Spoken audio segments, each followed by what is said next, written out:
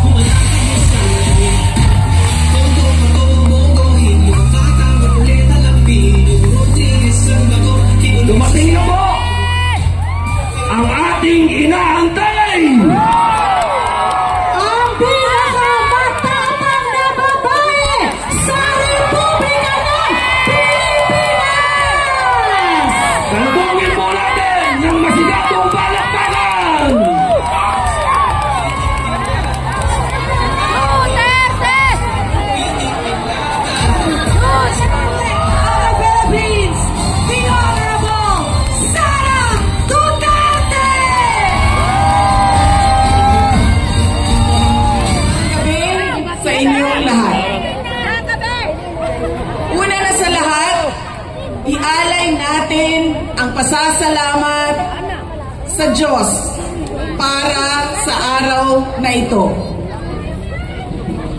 Pangalawang pagpapasalamat ay sa inyong lahat na nasa ilalim ng ulan, gutom, walang ayuda, naipit sa traffic, hindi pumasok sa trabaho. Ngunit ibinigay ninyo ang panahon para sa aming lahat ngayong gabi. Maraming salamat sa inyo. Ang susunod na pagpapasalamat ay sa PDP dahil binigyan nila ako ng pagkakataon sa rally nila ngayon. Maraming salamat sa inyo. Ang sunod na pagpapasalamat ay mula kay Pangulong Rodrigo Duterte. Sa inyong pagmamahal, sa inyong patuloy na suporta at pagdarasal na siya ay maibalik dito sa ating bayan. Maraming salamat. Ang susunod na pagpapasalamat ay mula sa akin, sa patuloy ninyo na suporta sa akin at sa aking mga kasamahan sa opisina ng Pangalawang Pangulo. Maraming salamat. At ang huling pagpapasalamat ay mula sa aming pamilya. Dako kaayo ang amuang utang makabubuton kaninyong tanan sa oportunidad na ginahatag ninyo kanamo na makaserbisyo sa atuang nasod.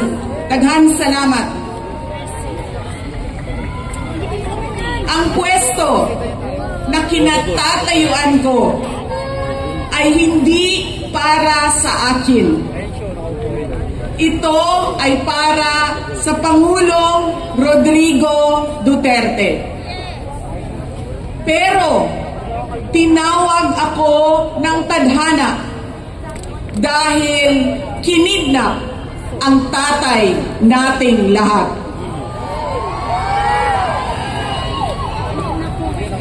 Sa pagkakataong ito, nakatayo ako sa entablado at humaharap sa inyo, hindi bilang kandidato. Ako si Inday Sara, isang botanteng nagmamahal sa ating bayan at natatakot para sa ating kinabukasan. Mga kaigsuunan ko, iniibig ko ang Pilipinas. Iniibig ko kayong mga Pilipino.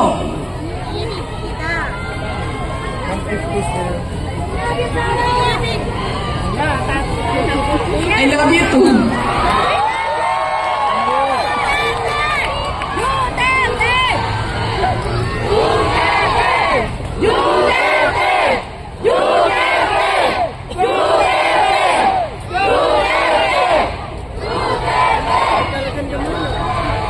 This election will decide the future of our country.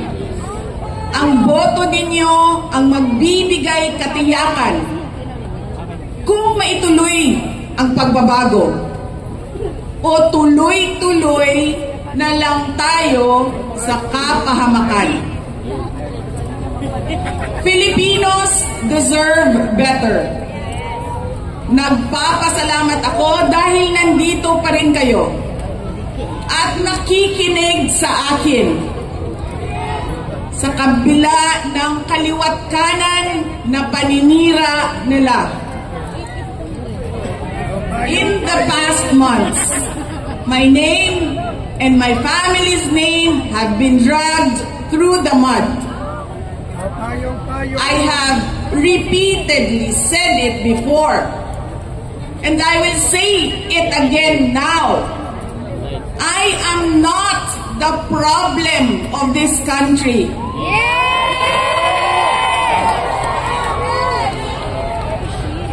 Hindi ako ang problema ng Pilipinas.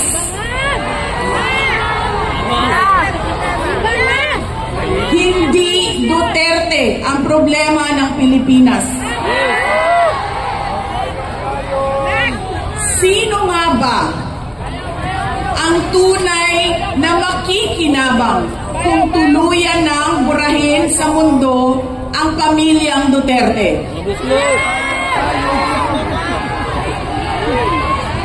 Hindi ang mga Pilipino.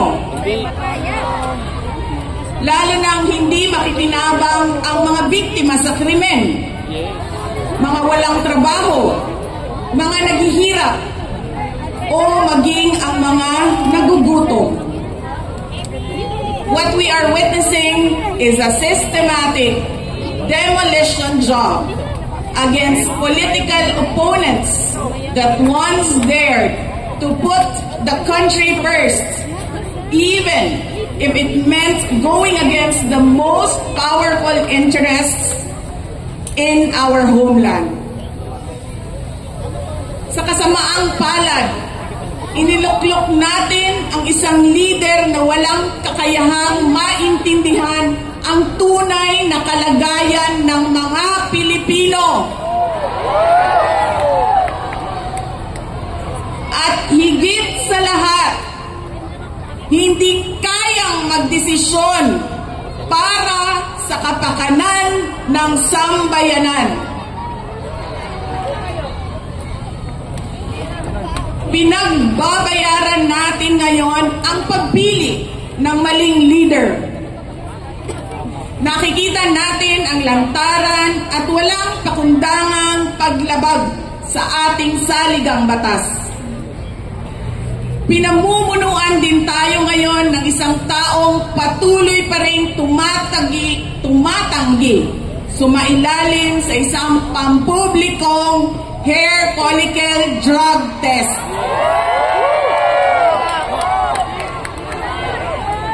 At nagsinungaling sa 20 pesos ang bigas. Ang masakit pa, nakuha nilang kidnapin ang dating Pangulo at dali-dalian nilang itinapon sa ibang bansa upang litisin ng mga dayuhan. Ngunit, higit pa sa mga kabiguang ito ay isang mas malalim na pambabastos at panghihinsulto sa ating mga Pilipino. Iniinsulto nila tayo sa paggamit ng ayuda upang bilhin ang boto ng mga tao. Ang ayuda ay hindi naman likas na masama. Sa katunayan, marami ang natulungan ito noong panahon ng pandemya. Ngunit, kapag ginamit ito para manipulahin kayo at pagsamantalahan ang inyong kahirapan upang manatili sila sa kapangyarihan, nagiging sandata ito ng pang-aabuso. Again, Filipinos deserve better. We must return to long-term, concrete programs, not short-term dole-outs that are being abused by those in power. Ang kailangan ng Pilipino ay isang mabisang food security program. Isang programa na tutugon sa problemang pinakamalapit sa bituka, ang gutom. Ang kailangan ng Pilipino ay isang modernong hybrid education system na nakasandal sa pagtuturo ng disiplina at pagmamahal sa bayan. Ang kailangan ng Pilipino ay isang tunay na universal healthcare system na tutugon araw-araw sa lahat ng health centers at hospitals at hindi lamang sa mga supporters ng politiko. Ang kailangan ng Pilipino ay matibay na infrastruktura. Let us build into the future. Ang kailangan ng Pilipino ay oportunidad sa hanap buhay at trabaho dito sa loob ng ating bayan.